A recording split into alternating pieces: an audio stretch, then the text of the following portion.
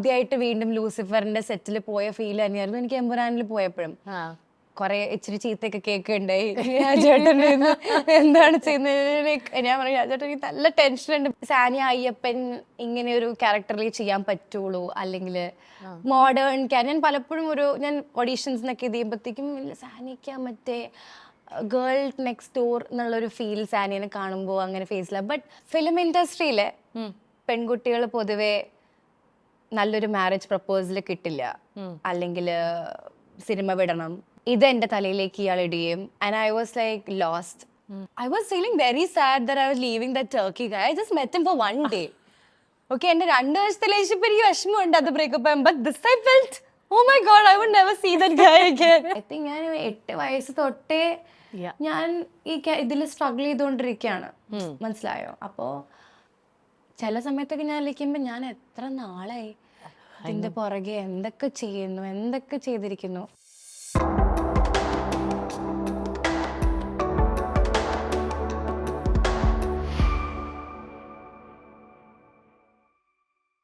Hello and welcome everybody to the show. Saniya Iyappan, എങ്ങനെയാണ് നമ്മുടെ setup?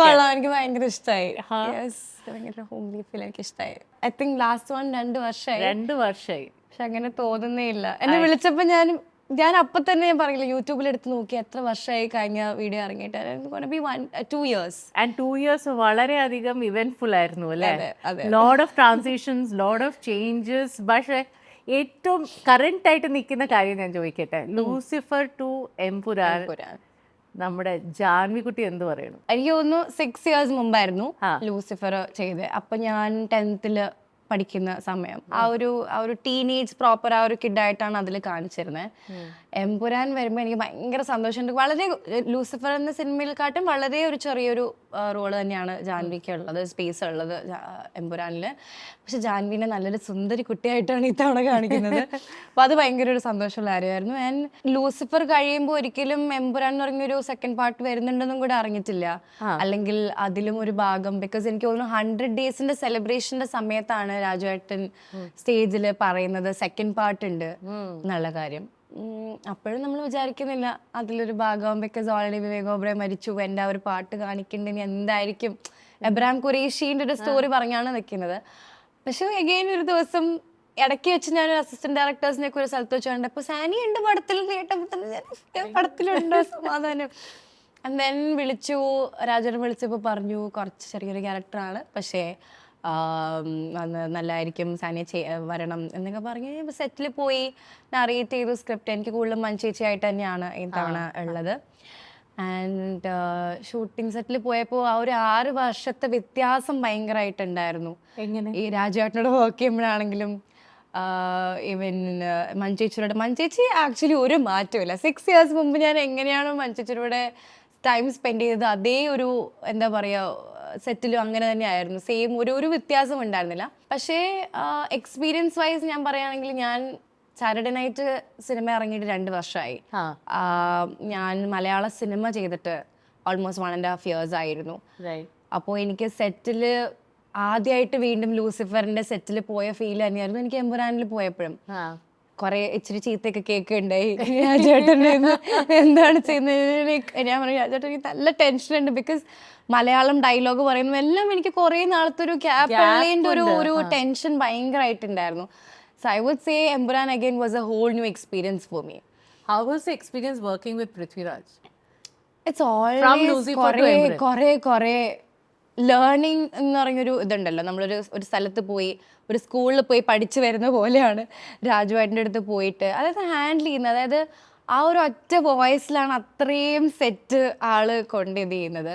ഇപ്പോൾ ഒരു ഡീറ്റെയിൽ പറയും. ഇപ്പോൾ ചെറിയൊരു റോളിൻ്റെ ഒരു ഇതാണെങ്കിലും ആ ക്യാരക്ടറിൻ്റെ ഡീറ്റെയിൽ എത്രത്തോളം ഉണ്ടെന്ന് പറഞ്ഞ് മനസ്സിലാക്കി നമ്മൾ ആ സിനിമയിൽ വലിയൊരു ക്യാരക്ടറാന്നുള്ളൊരു ഫീലിൽ തന്നെയാണ് നമ്മളെ ഇത് ചെയ്യുന്നത്. സോ എമ്പുരാനിൽ എന്തെങ്കിലും വർക്ക്ഷോപ്സ് ഒക്കെ ഉണ്ടായിരുന്നു? ഇല്ല എമ്പുരാനിൽ അങ്ങനെ വർക്ക്ഷോപ്സും കാര്യങ്ങളൊന്നും ഉണ്ടായിരുന്നില്ല. പക്ഷേ എനിക്ക് തോന്നുന്നു ലൂസിഫറിലെ എല്ലാ ക്യാരക്ടേഴ്സും ഇത് വെച്ച് നോക്കുമ്പോൾ ജാൻവിയുടെ 1 2 വരുമ്പോൾ ഭയങ്കര ട്രാൻസ്ലേഷൻ നടന്നിട്ടുണ്ട്. ബിക്കോസ് ലുക്ക് വൈസ് ആവട്ടെ ക്യാരക്ടർ വൈസ് ആവട്ടെ മഞ്ചേച്ചി അവർക്ക് ആ സെയിം സാരി സെയിം ലുക്കിലാണെങ്കിലും ഞാൻ കുറച്ചും കൂടെ കുർത്ത വൈറ്റ് ഡ്രസ് കുറച്ചും കൂടി ഒരു മെച്ചുവേർഡായ പുറത്ത് പഠിക്കാൻ പോകുന്നൊരു കോളേജ് പഠിക്കാൻ പോകുന്നൊരു കുട്ടിയായിട്ട് മാറിക്കഴിഞ്ഞു ജാൻവി. അപ്പോൾ കുറച്ചുകൂടി മെച്ചുവേർഡാണ്. അമ്മ ചെയ്യുന്ന കാര്യങ്ങളോട് കുറച്ചും കൂടി ഇഷ്ടമുള്ള ഒരു ക്യാരക്ടർ. അതെ അതെ, കുറച്ചും കൂടി ഒരു മെച്ചുവേർഡ് ആയിട്ടുള്ള ക്യാരക്ടറായിട്ടാണ് ജാൻവി എമ്പുരാനിൽ വരുന്നത്. അതിൻ്റെ ഇടയ്ക്ക് 2 തമിഴ് സിനിമ ചെയ്തല്ലോ. Yes. How do you compare both the environments? എങ്ങനെയാണ് വ്യത്യാസം? എന്താണ്? ക്യാരക്ടേഴ്സ് വളരെ ഇൻട്രസ്റ്റിംഗ് ആയിരുന്നു രണ്ടും. അതെ, ക്യാരക്ടേഴ്സ് വളരെ എനിക്ക് മനസ്സിലായി. മലയാളത്തിൽ എനിക്ക് തോന്നുന്നു പൊതുവേ സാനിയ അയ്യപ്പൻ ഇങ്ങനെ ഒരു ക്യാരക്ടറിൽ ചെയ്യാൻ പറ്റുള്ളൂ, അല്ലെങ്കിൽ മോഡേൺ ഞാൻ പലപ്പോഴും ഞാൻ ഓഡീഷൻസിനൊക്കെ ഇത് ചെയ്യുമ്പോഴത്തേക്കും സാനിയയ്ക്ക് മറ്റേ ഗേൾ നെക്സ്റ്റ് ഡോർ എന്നുള്ളൊരു ഫീൽ സാനിയനെ കാണുമ്പോൾ അങ്ങനെ ഫേസില്ല. But I was very blessed in a way that തമിഴിലെ എൻ്റെ ഡയറക്ടേഴ്സ് അവർ എല്ലാവരും എനിക്കൊരു ലുക്ക് ടെസ്റ്റിൻ്റെ ഒരു ഓപ്പർച്യൂണിറ്റി തന്നിട്ടാണ് എനിക്ക് എല്ലാവരും എന്നെ സിനിമയിൽ കാസ്റ്റ് ചെയ്തത്. അത് വളരെ ഒരു പ്ലസ് ആയിട്ടുള്ളൊരു കാര്യമാണ്. ഐ തിങ്ക് നമ്മളൊരു ആക്ടറിന് ഒരു ഓഡീഷന് വിളിക്കുമ്പോൾ ജസ്റ്റ് ആ സീൻ ചെയ്യിപ്പിക്കുക എന്നുള്ളതിനേക്കാൾ കൂടുതൽ ആ ക്യാരക്ടറിലേക്ക് നമ്മൾക്ക് ലുക്ക് ടെസ്റ്റും അതിൻ്റെ ഡിഫറൻസ് ഭയങ്കര തന്നെയാണ്. ഇഫ് യു സീ ഇറുകപ്പറ്റ് എന്ന് പറഞ്ഞ ക്യാരക്ടർ, ഐ ഡോണ്ട് തിങ്ക് എനിക്ക് മലയാളത്തിൽ ഇതുവരെ അങ്ങനെ ഒരു ക്യാരക്ടർ കിട്ടിയിട്ടുണ്ടെന്ന്, അല്ലെങ്കിൽ അങ്ങനെ ഒരു സ്പേസ് എനിക്ക് ഇതുവരെ കിട്ടിയിട്ടില്ല. പക്ഷെ കുറേ പോസിറ്റീവ് ഭയങ്കര റെസ്പോൺസ് ആയിരുന്നു ഇറുകപ്പറ്റ് എന്ന് പറഞ്ഞ സിനിമ. അതിലേറെ പോസിറ്റീവ് റെസ്പോൺസ് ആയിരുന്നു ഈ അടുത്തിറങ്ങിയ സ്വർഗവാസൽ എന്ന് പറഞ്ഞ മൂവിയിൽ. ഒരു പ്രോപ്പർ നാടൻ തമിഴ് പെൺകുട്ടി ധാവണി എടുത്ത് ഫുൾ ടാൻ ആക്കിയിട്ട് അങ്ങനെ ഒരു ഡിഫറെൻറ്റ് ഗെറ്റപ്പിലായിരുന്നു ആ സിനിമയിൽ. അപ്പോൾ ഈ 2 സിനിമകൾക്കും ലുക്ക് ടെസ്റ്റ് ഉണ്ടായിരുന്നു? യെസ്, 2 സിനിമയ്ക്കും ലുക്ക് ടെസ്റ്റ് ഉണ്ടായിരുന്നു. ആൻഡ് ഞാൻ ഒരു തവണ ഞാൻ ഈ ഡയറക്ടറിനോട് ചോദിക്കുകയും ചെയ്തു, out of curiosity. I was like why me? എൻ്റെ ഇൻസ്റ്റഗ്രാമിൽ ഫോട്ടോസ്, എൻ്റെ ഇൻസ്റ്റഗ്രാം കണ്ടിട്ടാണ് ഇവർ എന്നെ വിളിക്കുന്നത്. അപ്പോൾ ഞാൻ എൻ്റെ ഇൻസ്റ്റഗ്രാമിൽ പിക്ചേഴ്സ് കണ്ടിട്ട് I can't believe you casted me in this role. ഈ സെറ്റ് ഞാൻ ജഡ്ജ് ചെയ്തില്ല, എനിക്കെന്തോ ലൂസിഫറിലെ ക്യാരക്ടർ കണ്ടപ്പോൾ ഭയങ്കര ഇഷ്ടമായിരുന്നു. ഞാൻ കുറേ പേര് സാനിയുടെ ഇൻസ്റ്റഗ്രാം ഷെയർ ചെയ്തു, ഇങ്ങനെ ഒരു കുട്ടിയുണ്ട് മലയാളത്തിൽ. So I thought why not ഒരു ലുക്ക് ടെസ്റ്റ് ചെയ്തു. അവരെന്നെ 2 തവണ എന്നെ ചെന്നൈയിൽ വിളിച്ചു. ആദ്യം എൻ്റെ തമിഴ് നോക്കി എങ്ങനെയുണ്ടെന്ന്, ആൻഡ് ദെൻ എനിക്ക് ബിഗൊക്കെ എക്സ്റ്റൻഷൻസ് വെച്ച് എന്നെ ലുക്ക് ടെസ്റ്റ്, എന്നെ കൊച്ചിയിൽ നിന്ന് എൻ്റെ മേക്കപ്പ് ആർട്ടിസ്റ്റിനെ കൊണ്ടുപോയി പ്രോപ്പർ ലുക്ക് ടെസ്റ്റ് നടത്തി. And they gave me almost ഒരു 2-3 വീക്സ് വർക്ക്ഷോപ്പ് പടത്തിന് വേണ്ടിയിട്ട്. So industry vice the amount of effort ഒരു ക്യാരക്ടറിന് വേണ്ടി തരുന്നത് ഐ തിങ്ക് തമിഴിൽ കുറച്ചും കൂടെ ഇതായി കിട്ടിയിരുന്നു. വൈ ഡു യു തിങ്ക് ഇവിടെ ലുക്ക് ടെസ്റ്റ് ഇല്ലാത്ത? എനിക്കറിയില്ല, എനിക്ക് ഇതുവരെ ഞാൻ എക്സ്പീരിയൻസ് ചെയ്തില്ല അങ്ങനെ ലുക്ക് ടെസ്റ്റ് ചെയ്യണം എന്ന് ഇതുവരെ കണ്ടില്ല. ഐ തിങ്ക് വൺസ് ഒരു ക്യാരക്ടർ അവർക്ക് ഓഡീഷൻ ചെയ്ത് ഓക്കെ ആയിട്ട് ദേ മൈ ഡു ലുക്ക് ടെസ്റ്റ്. ഞാൻ ഇതുവരെ ഇതിൽ വന്നും ലുക്ക് ടെസ്റ്റിന് വേണ്ടിയിട്ട് ആവശ്യപ്പെട്ടിട്ടില്ല ഇതുവരെ.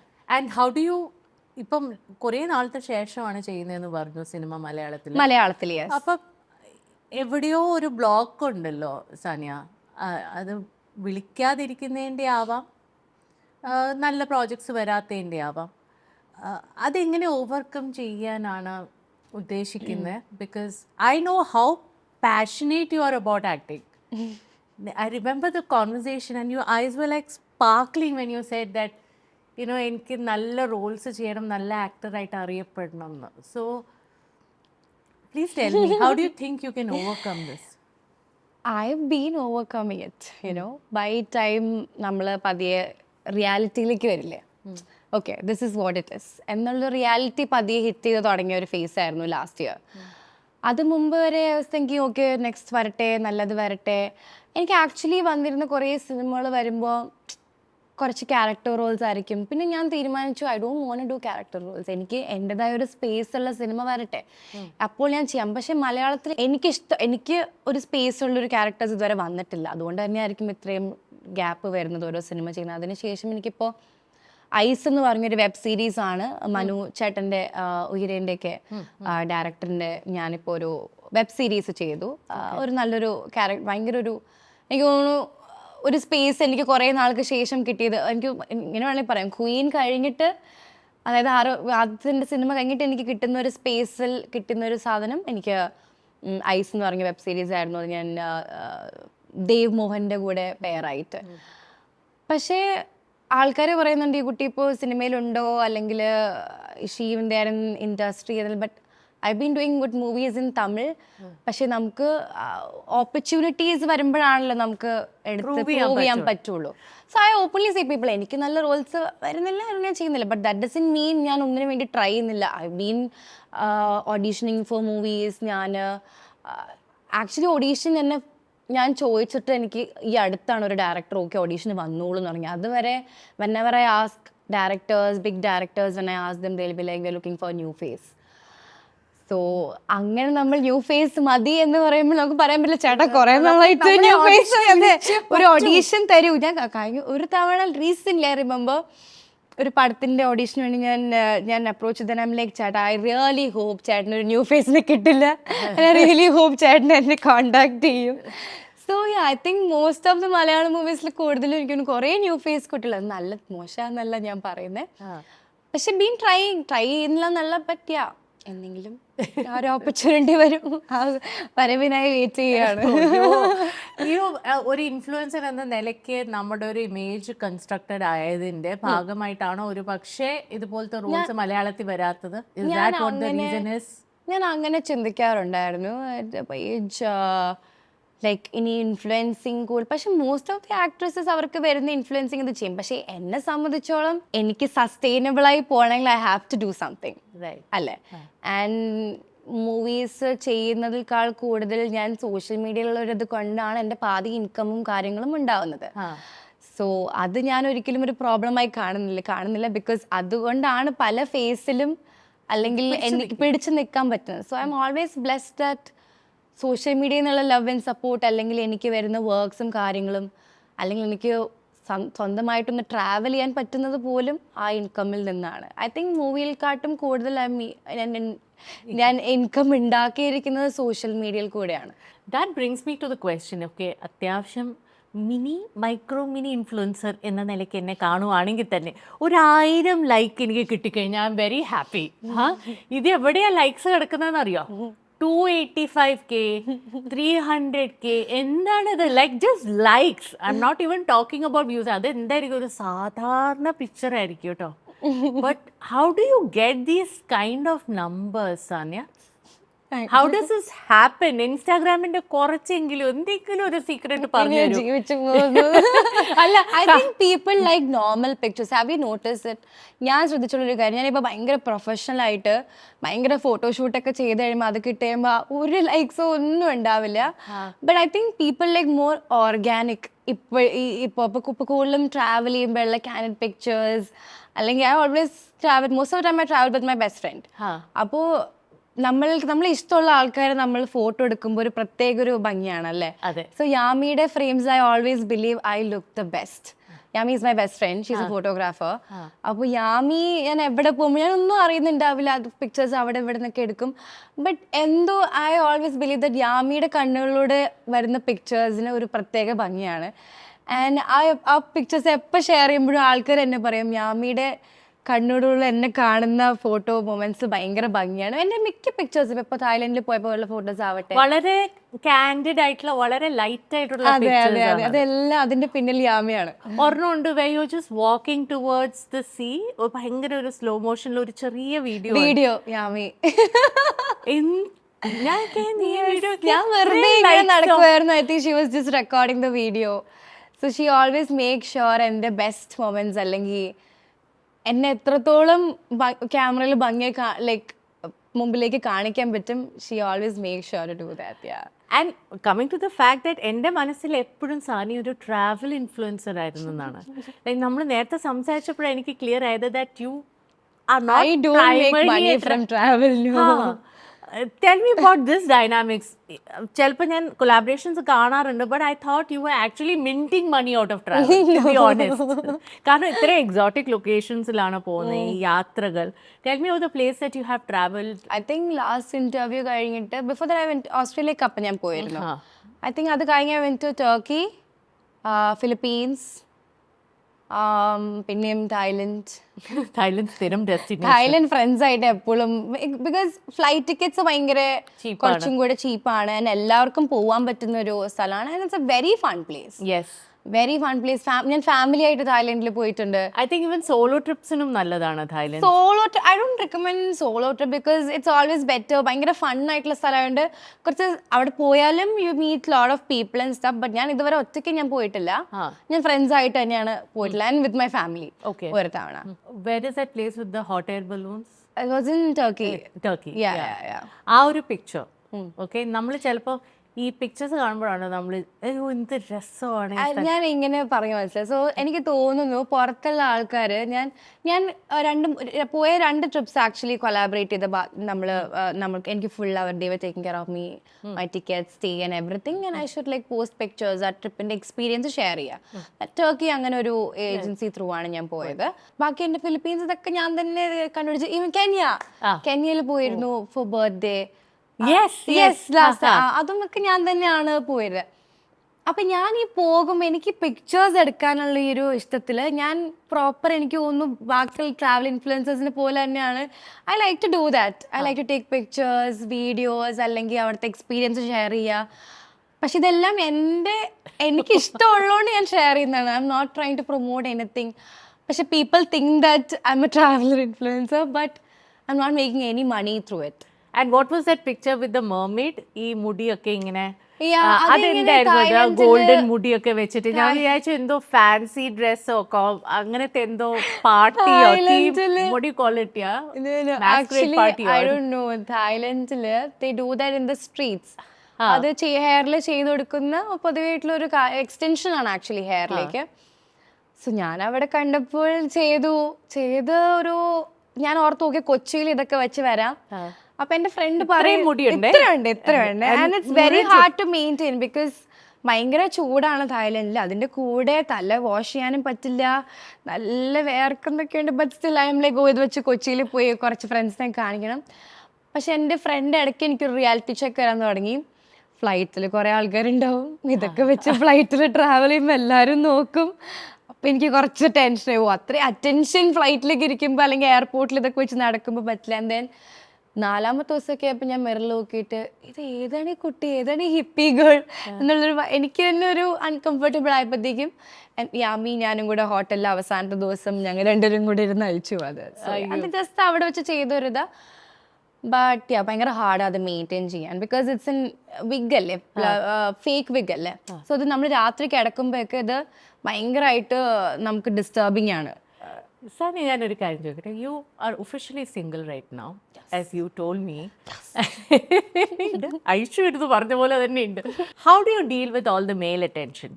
യാത്ര ചെയ്യുമ്പോഴും അല്ലാതെയും as a girl who is in her 20s, earning, travelling, making her own money, living her own life, എങ്ങനെയാണ് ഡീൽ ചെയ്യുന്നത്? It's been 1 year since I am single. സമാധാനം, സന്തോഷം എല്ലാം ഉണ്ട്. ആൻഡ് ഐ തിങ്ക് ഈ 1 year ഞാൻ സോളോ ട്രാവൽ ചെയ്യാൻ തുടങ്ങിയപ്പോഴാണ് I meet random people, you know. അവിടുന്ന് I think I met a guy from Turkey. അച്ഛ നൈസ് ഗായ്. ഞങ്ങൾ എനിക്ക് ലൈക്ക് ഒരു മിനി പിക്നിക്കൊക്കെ പോലെ എന്നെ പുറത്ത് കൊണ്ടുപോയി, അങ്ങനെ ചെയ്തു. സോ ഐ തിങ്ക് സിംഗിൾ ആയതിനു ശേഷം കുറച്ചും കൂടെ ഞാൻ ക്രൗഡിനോട് കുറച്ചും കൂടെ എന്താ പറയുക ഇൻട്രാക്ട് ചെയ്യുന്നത് കുറച്ചും കൂടെ കൂടി. ലൈക്ക് പുറത്ത് പോകുമ്പോൾ കുറച്ചും കൂടെ എന്താ പറയുക ആൾക്കാർ അടുത്തേക്ക് വരുമ്പോൾ ഞാൻ ഒട്ടും പുഷ് അവേ ചെയ്യുന്ന ഒരു സ്വഭാവം നിർത്തി. നേരത്തേക്ക് ആരെങ്കിലും ഇപ്പോൾ കപ്പിൾസ് ആവട്ടെ ആരിലൊക്കെ വന്നു കഴിഞ്ഞാൽ അപ്പം തന്നെ ഇങ്ങനെ അത്രയും സംസാരിക്കുന്നില്ല. But now I feel like I am more chill person, you know, and it's not like I'm like one night stand or dating അങ്ങനെ ഒന്നും അല്ല. ബട്ട് കുറച്ചും കൂടെ അവിടുത്തെ Turkish people are very romantic, you know. ഭയങ്കര റൊമാൻറ്റിക് ആണ് ഇവർ. And I got an experience. This guy was like ഒരു ദിവസം ഞങ്ങൾ എന്തോ മീറ്റ് ചെയ്തുള്ളൂ. And was holding my hands, ഇങ്ങനെ ചെയ്യുന്നു ഇത് ചെയ്യുന്നു. I never had that. ഒരു 2-3 വർഷത്തെ എൻ്റെ റിലേഷൻഷിപ്പിൽ പോലും ഒന്നും എൻ്റെ കൈ പോലും പിടിച്ച് റോട്ടിൽ കൂടെ നടന്നിട്ടില്ല. സോ അങ്ങനെ ഒരു എക്സ്പീരിയൻസ് എനിക്ക് ടർക്കിയിലുണ്ടായിരുന്നു. And then being young and travelling, ഒറ്റയ്ക്കൊക്കെ ട്രാവൽ ചെയ്യുമ്പോൾ കുറച്ചും കൂടെ ആൾക്കാർ വന്ന് ഇൻട്രാക്ട് ചെയ്യുന്നത് കുറച്ചും കൂടെ കൂടുതലാണ്. And I met A group of girls in Thailand. നമ്മൾ പോയപ്പോഴാണെങ്കിലും എനിക്ക് തോന്നുന്നു ഞാൻ കുറച്ചുകൂടെ ഫ്രീ ആയി. ട്രാവൽ ചെയ്യുന്ന വേ ഓഫ് രീതിയിലൊക്കെ ഞാൻ കുറച്ചും കൂടെ ആൾക്കാരെ എൻ്റെ പേഴ്സണൽ സ്പേസിലേക്ക് വെൽക്കമിങ് ആയി. ആൻഡ് അതിൽ നിന്ന് കുറേ കാര്യങ്ങൾ പഠിക്കാൻ പറ്റും. അവിടുത്തെ കൾച്ചർ അല്ലെങ്കിൽ കുറച്ചും കൂടെ അവിടെ വേ ഓഫ് ലിവിങ് കാര്യങ്ങളും ആൻഡ് നമ്മളുടെ ഇന്ത്യൻ കൾച്ചർ കുറേ കാര്യങ്ങൾ, നമ്മൾ ഇന്ത്യൻ നാട്ടിലെ വെഡ്ഡിങ്സിനെ കുറിച്ചൊക്കെ സംസാരിക്കുമ്പോൾ അവരിങ്ങനെ ലെഹങ്ക ഇടുന്നു, നിങ്ങൾ കുറേ പൈസ ഇങ്ങനെ കളയുന്നു.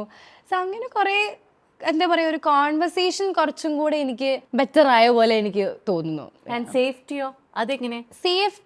സേഫ്റ്റി വൈസ് നമ്മൾ ഒരിക്കലും ഞാൻ കെനിയയിൽ പോയി വന്നപ്പോൾ മനസ്സിലാക്കിയ കാര്യമാണ്, നമ്മൾ ഒരിക്കലും സോളോ ട്രാവൽ ചെയ്യുന്ന പെൺകുട്ടികളോട് എടുത്ത് പറയേണ്ട കാര്യമാണ്.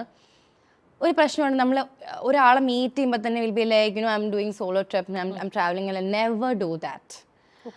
ഐ ഓൾവേസ് ടെൽ ദം എൻ്റെ ഫ്രണ്ട്സ് റൂമിലുണ്ട്, ഞാനൊന്ന് ജസ്റ്റ് പുറത്തിറങ്ങിയതാണ്, I wanted to get out because it's my last day. I always tell people that. ഞാൻ ഒരിക്കലും സോളോ ട്രാവൽ ചെയ്യാന്ന് മാക്സിമം നമ്മൾ പറയാതിരിക്കുക. നമ്മൾ റാൻഡംലി മീറ്റ് ചെയ്യുന്ന ആൾക്കാരോട്, ഇത് ചില പിള്ളേർക്ക് പറ്റുന്നൊരു മിസ്റ്റേക്കാണ്, ലൈക്ക് യുനോ നമ്മൾ ഒറ്റയ്ക്കാണ് ഒരു എക്സൈറ്റ്മെന്റിൽ. But this happen to me once. തായ്ലൻഡിൽ തന്നെ ഞാൻ ഒരു ആപ്പിന്റെ പ്രൊമോഷന് വേണ്ടിയിട്ട് ഞാൻ ഷോൺ അറിയോ, ആക്ട്രസ് ഷോണൊക്കെ ഞങ്ങൾ എല്ലാവരും അവിടെ ഈ ഫംഗ്ഷന് പോയി. അപ്പൊ അത് കഴിഞ്ഞിട്ട് എനിക്ക് ചാങ് മൈ എന്ന് പറഞ്ഞ സ്ഥലത്ത് there is lot of beautiful properties where there is only views and നമ്മളുടെ വില്ലയിൽ നിന്നൊക്കെ രാവിലെയുള്ള views, it's too beautiful. And it's only like നമ്മളുടെ അവിടെ ആക്ച്വലി അതിനൊരു 50,000 60,000 വാങ്ങിക്കാൻ ദി ഓൺലി ചാർജ് ലൈക്ക് 12,000. ആ വ്യൂവിന് അതിനെക്കാട്ടും എമൗണ്ട് ചാർജ് ചെയ്യുന്ന സ്ഥലമാണ്, ബട്ട് ഇറ്റ്സ് വെരി റീസണബിൾ ആ ഒരു വ്യൂവിന് വേണ്ടിയിട്ട്. സോ ഞാൻ ഒരു 2 ദിവസത്തേക്ക് ഞാൻ അവിടെ പോയി നിന്നിട്ട് തിരിച്ച് ഫ്ലൈറ്റ് എടുത്തിട്ട് കൊച്ചിയിലേക്ക് വന്നു. അപ്പം അന്ന് ഞാൻ പുറത്ത് അവിടെ ഒരു ക്ലബിൽ പാർട്ടിക്ക് പോയപ്പോഴത്തേക്കും അതെൻ്റെ ഫസ്റ്റ് ടൈം ആയിരുന്നു തായ്ലൻഡിൽ. അപ്പം ഞാൻ ഇങ്ങനെ ഒരാൾ കൊണ്ട് it's my last 2 days I'm travelling alone. And then ഇവരുടെ way of interact, they start buying me alcohol. I'm like no, I don't want alcohol. അപ്പം എനിക്ക് മിസ്ബിഹേവിങ് അങ്ങനെ ഒന്നും ആയിരുന്നില്ല, പക്ഷേ നമ്മളോടുള്ള ഫ്രീഡം കുറച്ചും കൂടെ നമ്മൾ നോക്കിക്കോളാം എന്നുള്ളൊരു വേ ഓഫ് രീതിയായി. അപ്പം അതിനുശേഷം ഞാൻ ഈ ഫിലിപ്പീൻസ് ട്രിപ്പും സോളോ ആയിരുന്നു. അപ്പോൾ ആ പെൺകുട്ടികളുടെ ഗ്രൂപ്പിൽ അവർ ഇൻസ്ട്രക്ഷൻസ് ഉണ്ട്, what all you should do when you are A solo traveller. You should carry pepper spray, അത് ഇത്. ആൻഡ് ദെൻ എന്താ പറയുക, ഇങ്ങനെ നമ്മൾ സോളോ ട്രാവലിംഗ് ചെയ്യാന്ന് പറയരുത്. സോ അങ്ങനെ ബേസിക് ആയിട്ടുള്ള ട്രാവൽ ചെയ്ത് വന്നു തുടങ്ങിയപ്പോൾ ബേസിക് ആയിട്ടുള്ള കാര്യങ്ങളൊക്കെ പഠിച്ചു തുടങ്ങിയിരുന്നു. സോ ഇതുവരെ ടച്ച് വുഡ് എനിക്ക് ബാഡ് എക്സ്പീരിയൻസസ് ഒന്നും ഉണ്ടായിട്ടില്ല. Coming back to your relationship, what is it that you hold from the relationship ഇപ്പോൾ? കാരണം ഞാൻ ഇതിന് മുമ്പ് മീറ്റ് ചെയ്യുമ്പോൾ I think you were in it or I was in it. അതിനുശേഷം ഇപ്പോൾ ഒരു വർഷത്തിന് 2 വർഷം മുമ്പായിരുന്നു. ആൻഡ് ഈ ഒരു വർഷത്തിൽ what is it that you have discovered about yourself? And ഇനി ഒരു റിലേഷൻഷിപ്പിലേക്ക് കടക്കുമ്പോൾ എന്തൊക്കെയായിരിക്കും that you would have on your mind? നമ്മൾ വിചാരിക്കില്ലേ, ഓ ഈ ആളുടെ കൂടെയാണോ നമ്മൾ ഇത്രയും നാളുണ്ടായിരുന്നത്, അല്ലെങ്കിൽ ഇങ്ങനെ ഒരാൾക്ക് എങ്ങനെ നമ്മളോട് ഇങ്ങനെ പറയാൻ പറ്റും? അതൊരു ആക്സെപ്റ്റ് ചെയ്യാൻ ഇച്ചിരി പാടായിട്ടുള്ളൊരു കാര്യമാണ്. ഞാൻ സത്യം പറഞ്ഞാൽ ചേച്ചിയായിട്ട് ക്ലോസ് ആയി വന്ന് കഴിഞ്ഞപ്പോഴത്തേക്കുമാണ് ചേച്ചി മാറുകയും കല്യാണമാവുന്നതും ഇതെല്ലാം. സോ ആ ഒരു ഉള്ളിൽ ആ ഒരു റിഗ്രറ്റ് നല്ല ഒരു വിഷമമുണ്ടല്ലേ, ഇനഫ് ടൈം ചേച്ചീൻ്റെ കൂടെ കിട്ടിയില്ല. ഇപ്പം എവിടെയും നമ്മളൊരു ഫംഗ്ഷന് പോയാൽ ആ ഫംഗ്ഷന് വരുന്നതല്ല മാറ്റർ, ഓ സിനിമ ഇല്ലാത്തതുകൊണ്ട് ഇവിടെ ഇപ്പോൾ വന്നേക്കാണോ, അങ്ങനെയായി ചോദ്യങ്ങൾ. മനസ്സിലായി? It's so depressing. എനിക്കൊരു പ്രശ്നം, I have this resting face എപ്പോഴും. എൻ്റെ ഭയങ്കര ഒരു പുച്ഛമുള്ള ഫേസാണ് എൻ്റെ റെസ്റ്റിംഗ് ഫേസ്. അത് എന്താണെന്നറിയില്ല.